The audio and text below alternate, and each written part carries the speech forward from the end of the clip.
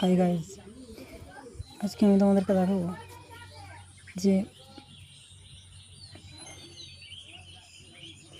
মাতৃশক্তি পৃথিবীতে কতটা শক্তিশালী। আজ তোমরা দেখবে আমি তোমাদেরকে যেটা দেখাবো সেটা হচ্ছে আমাদের বাড়ির কালী মূর্তি। অনেক পুরনো আমলের, দাদু ঠাকুমার আমলের এই সেই মন্দির। ওই ভেতরে দেখা যাচ্ছে মাকে, সামনে আছে একটা তুলসী মন্দির।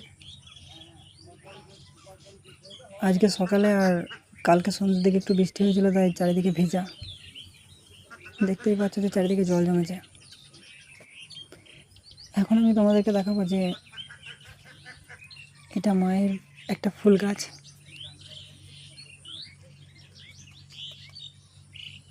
এই ফুল নিয়ে মায়ের পুজো করা হয়।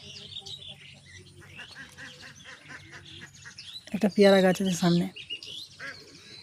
আর মায়ের ঘর সেরকম ভালো না,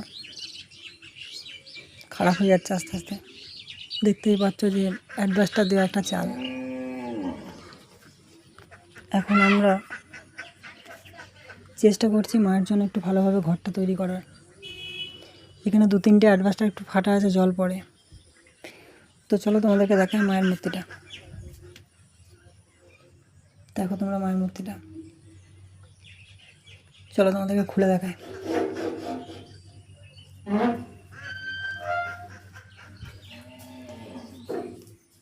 এই সেই মা যা খুবই জাগ্রত। পাশে আছে একটা শিবলিঙ্গ আর একটা রাধাকৃষ্ণ মন্দির, মানে মূর্তি।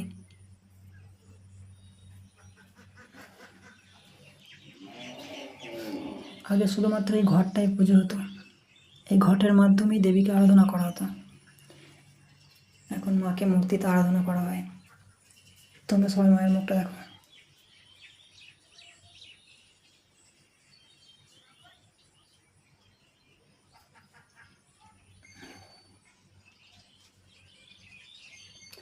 এর মায়ের অনেক ইতিহাস আছে, জানতে হলে আমাকে কমেন্ট করতে হবে।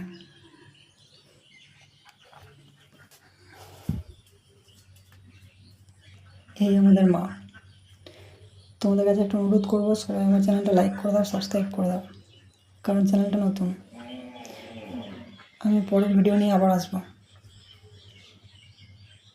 এখনকার মতো এই পর্যন্ত।